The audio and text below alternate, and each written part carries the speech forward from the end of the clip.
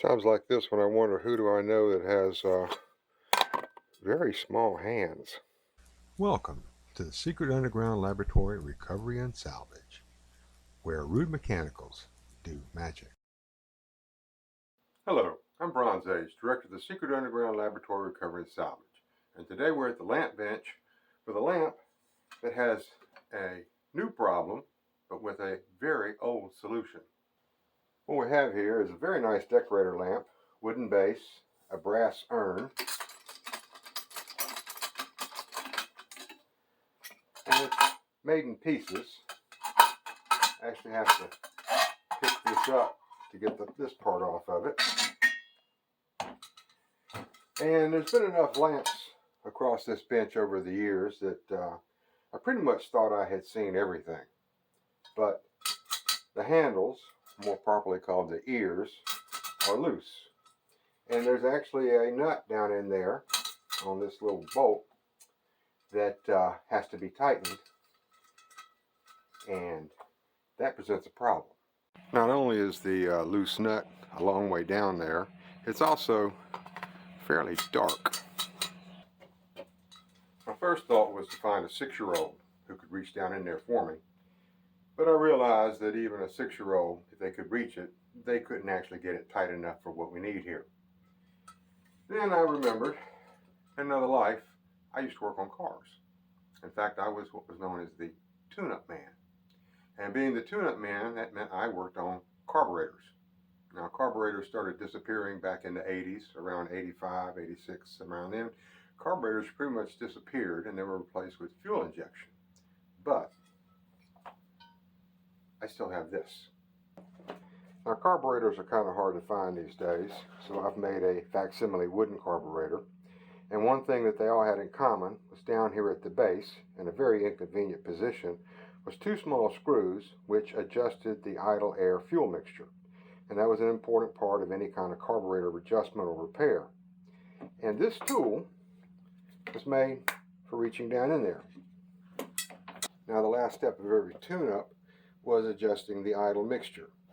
And what I would do is put my little tool on here, and I would turn that screw in, which was reducing the flow of gas, until I heard the engine start to stumble.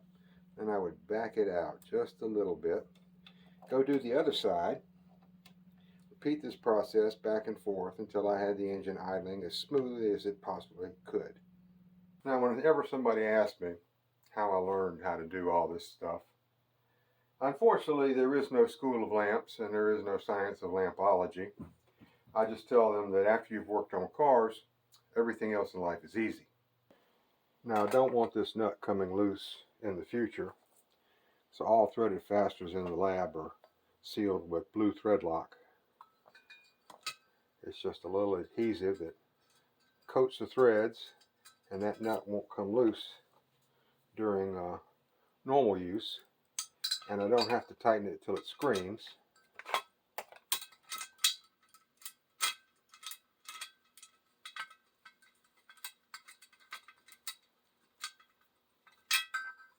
Get the one on the top.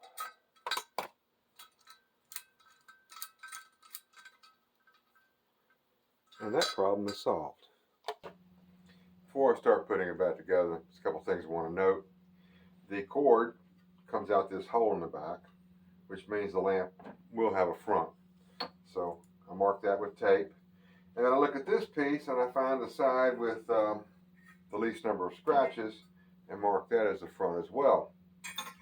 Because it's really easy to forget when you're putting it all together. Now, this piece has a cast iron weight in the bottom, and it's unusual because the weight is threaded around the pipe.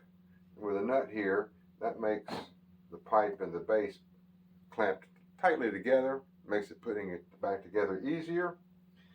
And I'm going to put a cord protector on the bottom of the pipe. For some reason that was left off in the original installation. And the next thing is, this base here, when it sits on here, it's got nothing to center it. So if it gets the least bit loose, it's going to slip. So I'm going to take care of that by putting a bead of clear silicone all around the base before I set it up. And once that sets up, it will hold it in place, and I won't have to worry about trying to tighten it so tight that we actually end up deforming the metal in the urn in order to try and keep it from moving, which basically is not possible. I'm going to start with a bead of silicone on the cap, and this is just to keep it from rattling.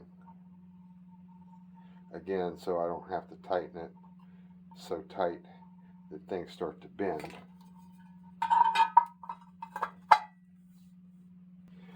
Then the bead around the base, and I want to keep this to the inside because there's no real good way to clean silicone off of anything other than just rubbing it until it pills up and falls off.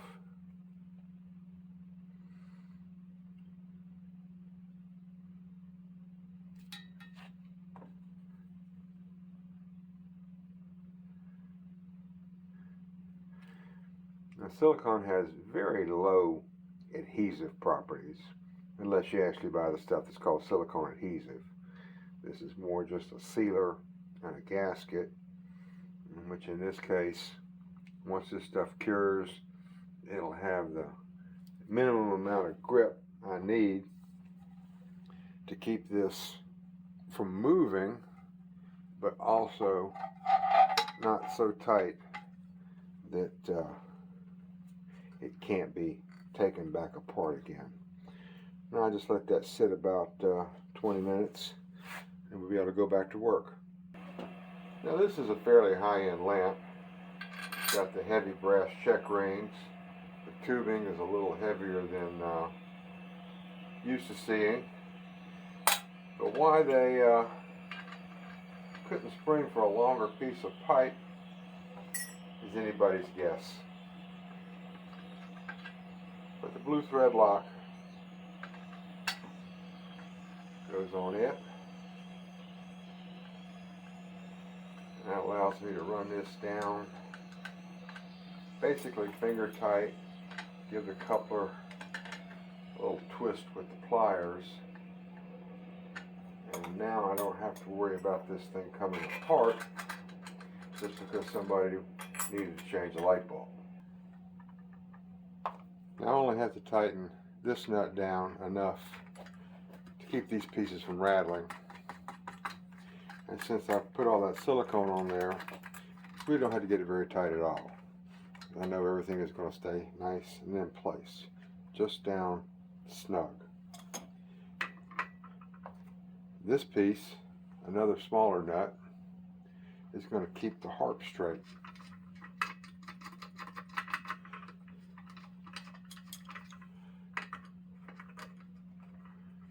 Now on a lot of lamps, they depend on the actual nut in the base of the socket to tighten down on the harp and hold it down. Can't do that in this case because I'm using this type of socket with the ring that holds it in place, and there's a notch and a little bump there that fits, so this thing only goes to the front and it's held down by this screw. So I cannot tighten this thing down enough to keep the harp in place and still have the key to the front. For the wire, I'm using a cord set, which is simply a piece of lamp cord with a pre-molded plug on the end, and on the other end the wires are tinned. Now lamp cord comes with many multiple strands of tiny wires. That's what makes it so flexible and keeps it from holding a kink. But National Electrical Code says you can't put stranded wires under a screw terminal. So to get around that, you solder the ends of them, and it makes many wires into one. And this is the best way to rewire a lamp, unless there's some special reason why you want to try and make your own cord. Now in most cases with a table lamp with a regular pipe, you can just push this all the way up from the bottom. But because there was that coupler in there, there's a good chance that these two little ends are going to snag. So to help with that, I've got a little short piece of shrink tubing, which is a peculiar plastic that shrinks when it gets hot. I use it for covering up soldered connections and stuff like that. But it'll stick these two little wires together as I'm shoving it up the pipe. Always remember to start with putting the cord through the hole in the base, because if you don't, you're going to be doing it all over again.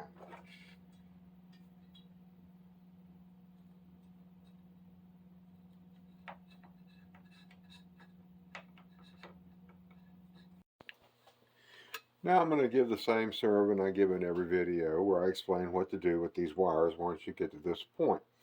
Because the one time I had a camera problem and I left that part out, I quickly got comments from people saying, you didn't tell us where the wires go. And when you get comments on a video, it bumps it up in the algorithm and it gets suggested to more people. And more people watch the video and then complain that I hadn't explained where the wires went. And so now, of the couple hundred videos that I have up on my channel right now, it's probably got more views than any one of them, and it's got more comments than any one of them, all of them complaining that I haven't shown where the wires go. So, here goes. First up is that in order to prevent the lamp cord from being yanked out from underneath the screw terminals, we tie this knot in it, called an underwriter's knot. And that prevents if someone were to walk into a room, trip over the cord, they could easily yank this out from underneath the screws, if not for this knot. Then you'd have two live wires inside a steel pipe. The person would go to bend down to pick up the lamp, and they're going to get a nasty shock or worse. So that's how we solve that problem.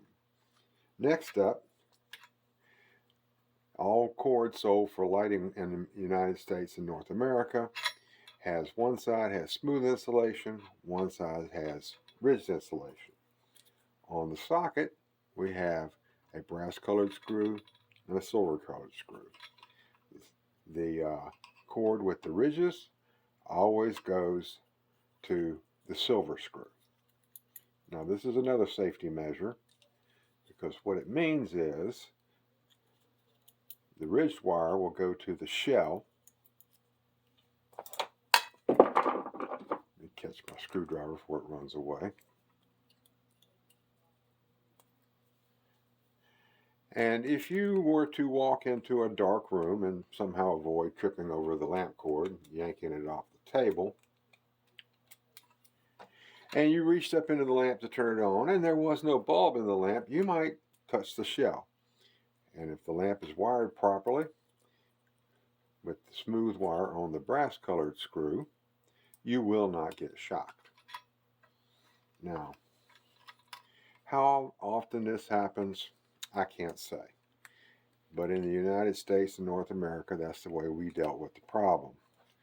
In Europe and other parts of the world, they basically redesigned the sockets so that they're mostly plastic and very difficult for you to actually get your fingers onto a metal part, which might actually have some electricity in it.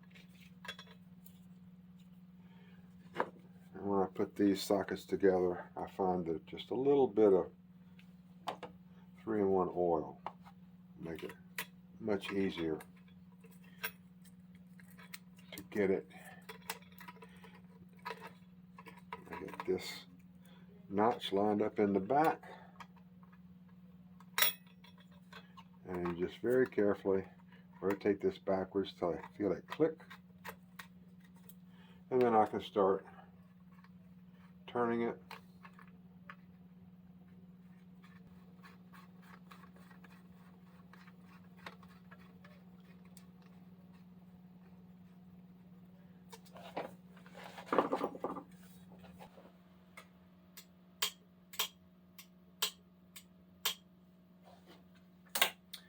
This is Bronze Age for the Secret Underground Laboratory Recovery and Salvage, and reminding you that when you encounter a new problem, you never know where help is going to come from.